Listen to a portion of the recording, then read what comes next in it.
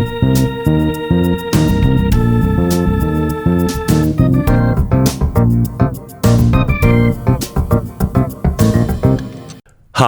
I'm Alex Paulton. I'd like to welcome you to another episode of Talking Timepieces, where we talk about watch collecting and horology. Today, we're going to do a state of the collection video, and we're going to talk about all the watches in my collection currently, as of September 2023. Now, I have kind of like three tiers of watches in my collection. I have about 28 watches currently. I'm always saying I have too many pieces, but then I wind up buying more as I sell them. But at least it's a healthy hobby. You can accrue value in your collection. But I have three tiers pretty much in my collection. The first tier are the watches that I keep in the display case that look really nice and are interesting, but I don't necessarily wear. Then I have the ones that are nice and I wear occasionally, but aren't really the ones that I'm in love with, but I want them in the collection because they're horologically significant, or they have interesting attributes, or I like them, but not in the way that I would want to wear them. And then I've got my A-team, which are the heavy hitters in my collection, which are the ones I wear most of the time. So let's turn the camera around and take a close-up look at all of these pieces. So here we are with all of the watches. Wristwatch check, I'm not even wearing one because they're all here. I thought I'd start with the lowest piece and move upwards to my most favorite and most valuable pieces. So we'll start with this cute little piece right here. It is a official licensed Star Wars R2-D2 watch I got at a clearance shop because it was part of a German supermarket promotion. I paid €5 for this watch, and my joke is one day this could actually be worth more than anything in my collection because it is legitimate Star Wars merchandise, and considering it was a supermarket promotion, there probably aren't too many of these floating around out there. I paid, I think, like 30 some odd bucks for it online. And I would normally have sold it or gifted it away or something, but it's an homage to Konstantin Chaikin's stuff with the eyes that do the hours and the minutes. In a real watch, the tongue is the moon phase. But, you know, what can you do?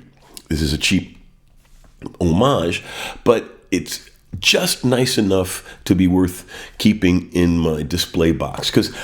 So here's a Casio calculator watch that I have. This is another one that I just keep in the display box. You know, as I mentioned, I've got three tiers of watches. The ones that I just keep for the collection and I put on display because I think they're interesting. And the ones that I wear occasionally. And then, of course, my heavy hitter is the one I wear all the time. So, but you should have at least one Geek watch in your collection, and the Casio calculator is definitely a Geek piece. From here, we move on to the G-Shock. Every collection should have a G-Shock so that you have something to wear if you really are going to get dirty or muddy or worried about smashing or damaging the watch, but you still want to wear a watch. The G-Shock will go everywhere, do everything, and if you want, you can even get mods and variations of these that are quite presentable as sports watches, luxury sports watches, I mean. But the G-Shock is definitely something you should include in your collection. I'm presenting the moon watches, the moon swatches all together because they're, basically the same watch. So instead of going through each individually, I'll just simply point out I have three of the moon swatches, and I actually wear them on occasion. I think they're fun pieces. I'm probably going to gift this one to a friend because he's an eccentric guy, and this is an eccentric watch. And it's an interesting series of watches. I've done pieces on it. A lot of people have done pieces on it, but the moon swatches are fun and interesting pieces. I have a real Speedmaster. It'll come up later in the rotation. In fact, I think it's over there. And but the moon swatches are really interesting, fun, colorful pieces, which also include the Blancpain swatches, which are going to come up next. So I'll do the same with the Blancpain swatch. These are two, although these are different enough to almost present separately, but they are both the same series. This is the one with date, and this is the Pacific Ocean. And this is the one with the no radiation dot, no date. This one actually has 47 parts instead of 51, because this is a System 51 movement, but this is a System 51 no date. So they were able to save 4 parts. And this is more of an homage to the original. And I have a friend who's want to get this after I do the episode on it. I'm keeping this one. I was going to keep this one, but he's a really nice guy, and he gave me some breaks on some pieces that he sold me. In fact, he sold me my Montblanc. So I'm going to let him have this for what I paid for it, just to be nice and let him add to his collection. And I have one, he has one, and he's more of a purist than I am in some ways. So this is a more appropriate watch for him. But I will be keeping this in the collection, probably in the B team, the ones that I wear occasionally, but not all the time, and aren't just for display. But this is a striking piece. This is a Pouliot chronograph with a MiG-29 on the face. The Russian watches are known for their military motifs, and this one does not disappoint. This one's pretty much obvious. It's for officers and high-level apparatchiks and such. It was made right after the end of the Cold War, 1991, 1992, and was acquired by a friend of mine who was really gracious and gifted this to me. He was on the team of people who took apart the MiG-29 that defected. Matter of fact, I interviewed him for the show. He almost bought the Pouliot watch company. And this is one of the watches he had bought while he was debating the purchase. And we're friends, and I've gifted him a couple of watches, and he gifted this to me. So this is in the permanent collection. I don't wear it much at all, but I'll never sell it. This is a Sorna. They made them it's an older company, but this one was made in the 70s. And the company was struggling for identity and ownership, and it didn't all work out. But quite a few of these are out in the industry. It's quite a beautiful, interesting piece. And with very good dial design, they managed to get a lot of functionality crammed into this watch. These pushers actually advance the subdials, but you have a timer bezel and world time bezel, inner bezel. So it's a really striking looking piece, and it's actually quite functional because it is a triple date with the timing bezel, so at least you can do rough minute timing, and world time bezel, so you can at least calculate world time with it. So it's a funky piece. Another one I don't wear a lot, but I really like having in my collection. Here's a vintage Girard Perregaux bumper, which means it is self-winding, but it doesn't have a rotor that goes around and around. It actually has a weight that swings back and forth between 2 springs, which was a common mechanism at the time to deal with both applicable technology and patent issues, because Rolex at the time did have the patent on the rotary rewind mechanism, if I'm not mistaken. Well, if I'm mistaken, someone will definitely correct me in the comments. That's the nice thing about this industry. It is a beautiful piece, and from the 50s, or late 40s, it's an example of what the average person wore. It's kind of a dress watch, kind of a casual watch. If you weren't doing something specifically sporty, you wore pretty much a dress watch all the time. And relatively small watches were relatively in. And this is still a good suit watch, because suit watches can get away with being a little on the small side. And this is another one I wear rarely, but I'm glad I have in the collection. Here's an Aristo Flieger with no name. Well, I can't say no name on it because there's nothing on it. But in other words, it is a no-name presentation of a classic German Flieger. Actually, not classic German Flieger, because a classic German Flieger would have the triangle with the 2 points at the top. This is just a very clean Flieger design with no name on it. And in fact, there are no markings on the back of this watch beyond water resistance and the like. The movement doesn't have any visible serial numbers. When they said no label, they really went no label. But the Germans do that a lot. You could buy a car, for example, like a Mercedes or a BMW, without any of the badges on the back. You have to actually pay for that extra to not put the badges on, but people do it. Stealth. And so I bought this as my stealth cool watch so that I could wear it to places where I wouldn't trust any of my expensive pieces, but I would still want to wear something nice. And it has a display back with I believe it's a Sellita movement inside. It is a Swiss movement inside, so it's probably Sellita. It's almost certainly not a Swatch Group movement. Okay, this is a Fairer chrono. It's a flyback split second chrono, and it is a quartz, which is why it has all of that functionality, and it's not in the top shelf of my collection. This is one of those watches I bought for the show, to show the audience, and I wanted to have a very complex chrono, and I thought getting one that has all the functions would cover up for the fact that it's a quartz, because I do love my chronos. But I'm probably going to move this one on. It is a nice piece, though. This is a very classic piece, my Bulova Accutron Space View. This is the later model. This is the one that came out in the 70s, I believe. This originally came out in the early 60s. The first one came out in 1960. Prior to that, it was used by the American government. It was the clock that they used in the Vanguard satellite.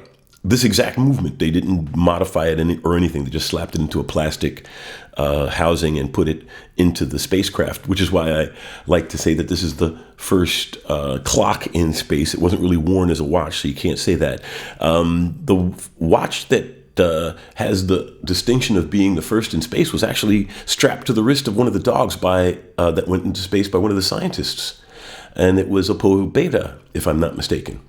But the Accutron has a very long and distinguished heritage in both the dashboards and on the wrists of Air Force pilots and CIA SR-71 pilots and the like. And it's another piece I wear this one actually more often than most of the other display pieces in my collection, because it is so classic, and I do wear it to certain places where, engineering conferences and the like, where I know that my fellow attendees would appreciate a piece of this caliber. Okay. This is a Sin Compass, and actually the last of my quartz pieces, and also last of the lower, second team, B team and all, because from here on it's all my higher end pieces. But this is a high end piece in and of itself. It's a quartz GMT, but it has a completely functional. It's stuck against the holder, but this is actually a rotating compass, so you can actually and it's transparent, so you can actually use it as a real compass with a map and actually do real navigation. It's not just a decorative compass. It is a full-blown compass with a sapphire bearing on the compass needle. So the Sin Compass is a really nice piece. Like I said, this is the last of my B team, as it were, because I do wear this occasionally, but I don't wear it a lot, but I'm glad I have it in my collection. So, as I mentioned, from here, everything on forwards is a team watch territory. So here's my Junghans. It is a Junghans chronoscope. Edition SC, which all that means is that it's a real sapphire crystal instead of a plastic crystal, because up until a year or so ago, you could get a sapphire crystal on Junghans as an option, but they didn't sell them over the counter that way. And the Edition SC has the sapphire crystal. That's the only major distinction of it. It is a very nicely done Value 7750 presentation with day date. As you see, it does speak German. And I wear this one on occasion. I do like to use it as a I shouldn't say office suit, as a travel suit watch, because you throw it on a leather strap and you can wear it with your jeans, and you then put the metal strap on it or a darker leather strap on it and wear it with a suit. But it's a nice, versatile, reasonably inexpensive. It's about $2,000 for something like this. Not a bad watch at all, and a good candidate for a one-watch collection piece. Here's my Nomos, the Neomatic 42, which is a really beautiful piece. It comes with a metal bracelet, but I like NATO straps, as people know, and rubber straps and leather straps and playing with straps. And putting this on the NATO makes it more distinct from some of my other black-faced sports watches, like my Air King. So the Nomos, is one that I wear when I want to have a light, easy wear piece that's highly legible. Frankly, just sometimes around the house, and or a hot summer day or whatever. When in the winter, I usually put these back on the metal. And we're getting to the transition. It's fall now, so next time you see this, it'll probably be on the metal. But the Nomos is a beautiful piece, and it has a gorgeous movement. The movement is awesome. Very well done. It is really a beautiful watch. Here's my Rado Captain Cook. Oops. Here's my Rado Captain Cook. Another really nice piece. I managed to get this at a significant discount. It retails for around $4, and I picked it up for $35. So $3,500. So I'm pleased about the purchase.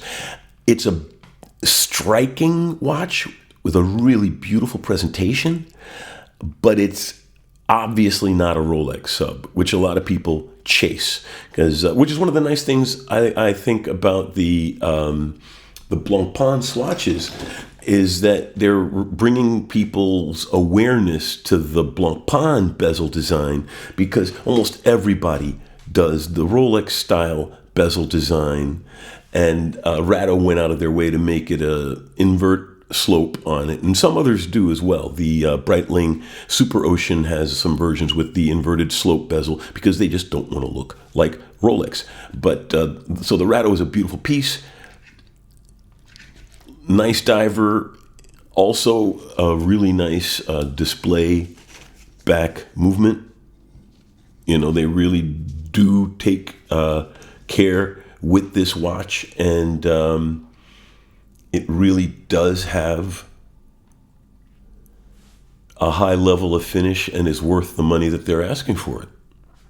Here's my Seamaster GMT, the first coaxial Omega made. In fact, they modified ETA movements to put into this series. So these are ETA movements with modified coaxial escapements, and they put display backs on these pieces to highlight that fact, which this generation a display back Seamaster was not that commonplace. I have it on an Aquaterra strap right now because I think it looks cool on an Aquaterra strap. This is one of those that I would rather not sell, but I have a friend who's really interested in getting into real collectibles, and so I might sell him this one because he's interested in it, just to encourage his hobby, and then it gives me an excuse to go buy another piece. Or, considering I do have a nice diver in the Rado, and I still have both my Speedmaster and my Globemaster, if I move this one along, I won't cry too many tears, although I would miss it. Here's my IWC Antoine Saint-Exupéry. You could tell it's got the little A over here. They've made several models with that name. They've got three-handers and chronos and the like with the Saint-Exupéry name. He wrote the Little Prince. And just like they have a lot of models that are called the Little Prince, they have a few models that are called the Saint-Exupéry. This is a limited edition GMT. They made 1,188 of them. And the GMT presentation is quite nice. It's just in the little window underneath. I'm going to compare this with the Montblanc GMT because they're both high-level GMTs that do a nice job of presenting the GMT function. And maybe I'll throw in another for contrast. But this is a really nice watch, and I also use this as a one-watch travel trade show watch when I'm not that worried about security, because it is a great travel watch with a GMT, works with a suit, works with jeans, throw it on rubber. I have the metal strap for this. This is a great, great watch. Now we're getting to the best of the A team, so from here on in, disregard rankings. Everything you see from here on in is A team. I wear them regularly, and I love them all. They really are great pieces. This is my Navitimer. This is permanent collection. Never going to sell it. It would be a candidate for like only watch I'd own if I had to, if I was financially destitute and I had to sell my collection. This is the candidate, one of the candidates for, every one of these is a candidate for keeping as a one watch, and they would be a good one watch for any of you. But the Navitimer is just such a classic piece. It's beautiful. You can get them all kinds of ways, but I love it with the blue and the blue subdials, blue on blue, the beautiful sunburst, the really cool slide rule. I can still barely remember how to multiply with it, but at least I know how it works. And the GMT is nice and low key. The 24-hour track is in gold on one of the inner tracks. But all in all, just a beautiful, beautiful watch. Here's my Speedmaster. Another watch that I'll never sell. Great classic piece. Another candidate for only watch you need to own.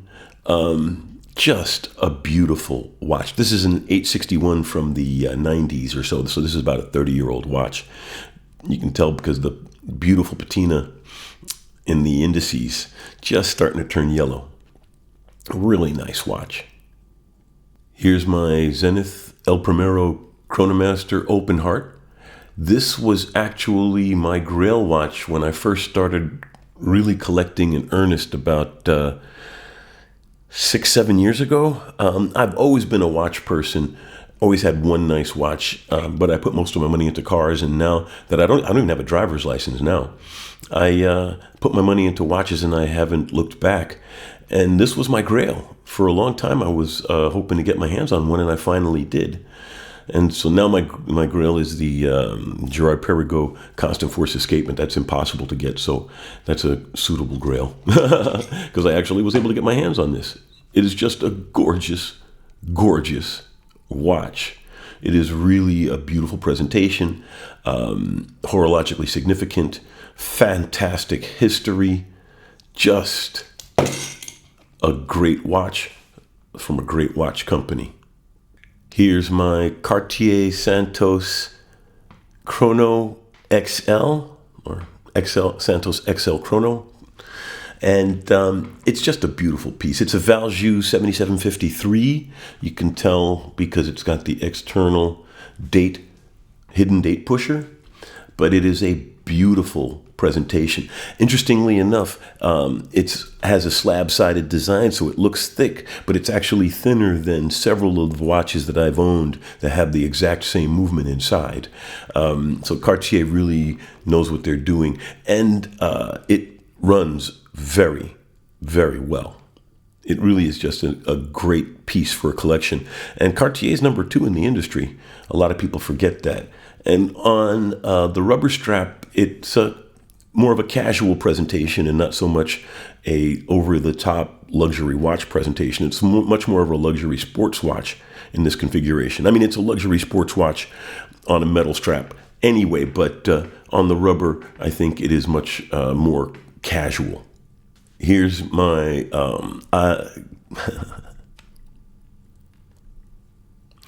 Here's my Jaeger-LeCoultre Polaris. The JLC Polaris is a whole family of pieces, including watches with alarms and the like. And this is just the clean automatic three-hander. Really nice piece.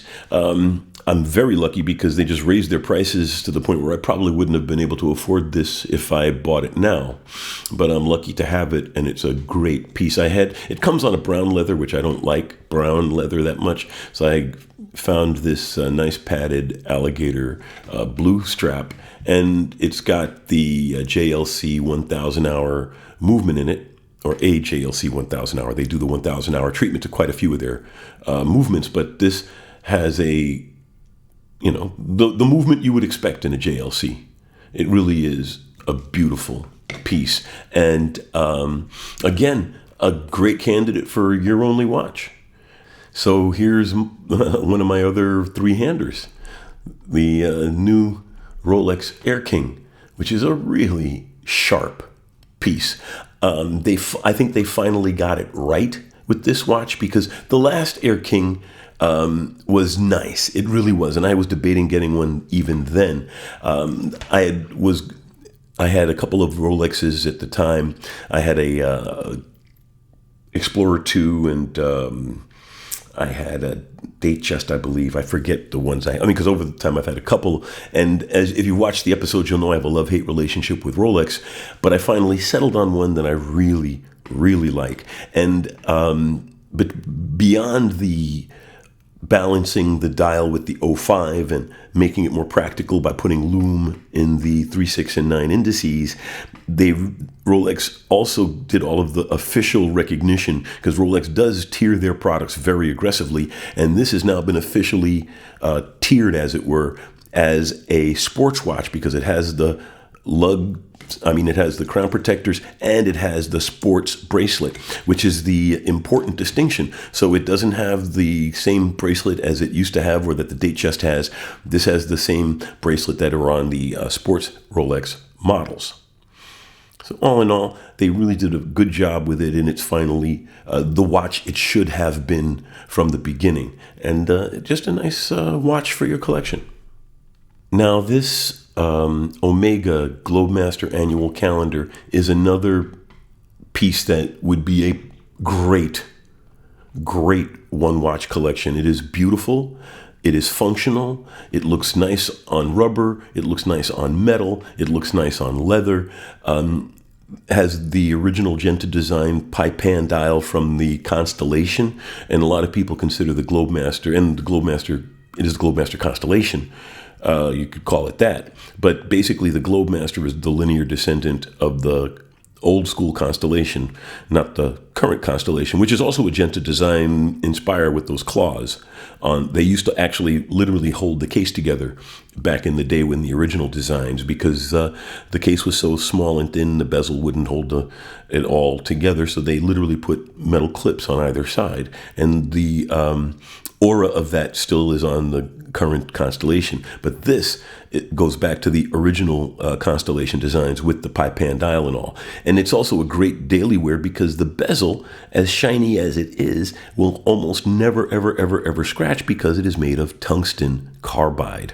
So, and the sapphire crystal is aggressively domed. It's a solid chunk of sapphire crystal, steel case.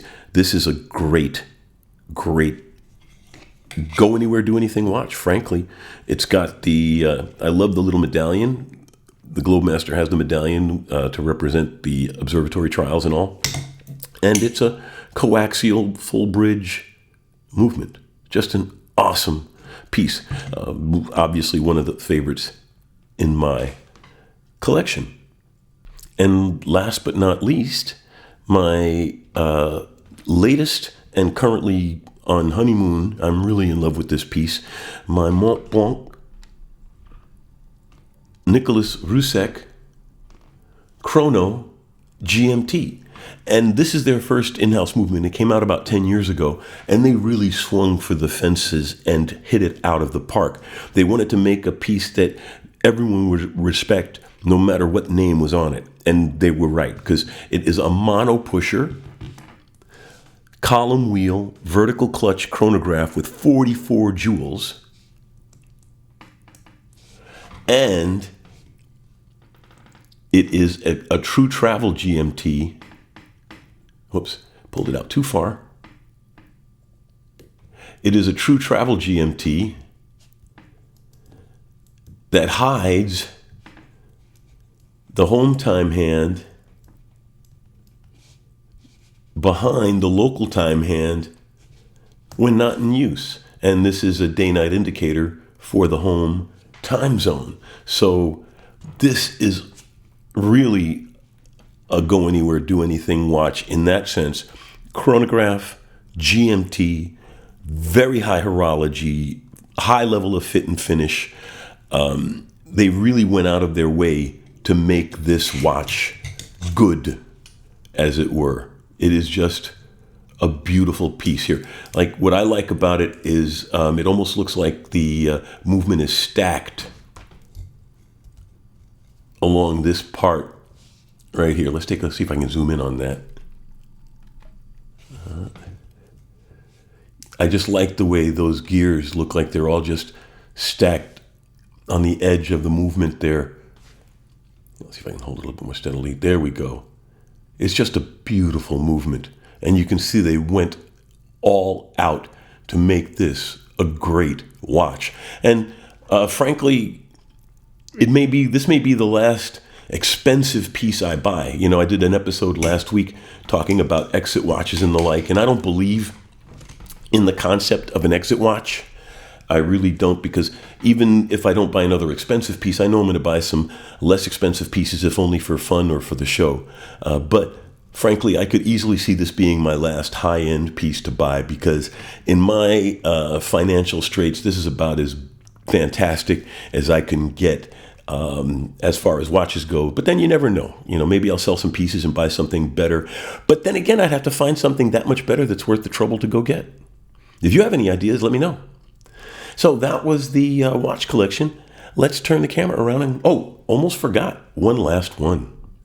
Here's that 65 millimeter pilot's watch I got a couple of weeks ago. I almost forgot. I've been using it as a desk clock. And so I thought, let's put it out here and show it to you. This watch is 65 millimeters, right? So just to put that in perspective, there's the Cartier Santos XL, which is a humongous chunk of metal, and it's dwarfed by this piece. So now we can close out. Thanks for watching. I really appreciate it. Let's turn the camera around and close out the episode. So that was my watch collection. I hope you found it interesting. If there were some pieces that you're interested in buying, I could part with a couple, but not the ones at the top of the list. But you never know. Everything's got a price. But all in all, I hope you liked it. If you have any comments or questions, feel free to ask. And otherwise, have a fantastic day, and I'm really glad you watched. Don't forget to subscribe. Tell your friends. Thanks.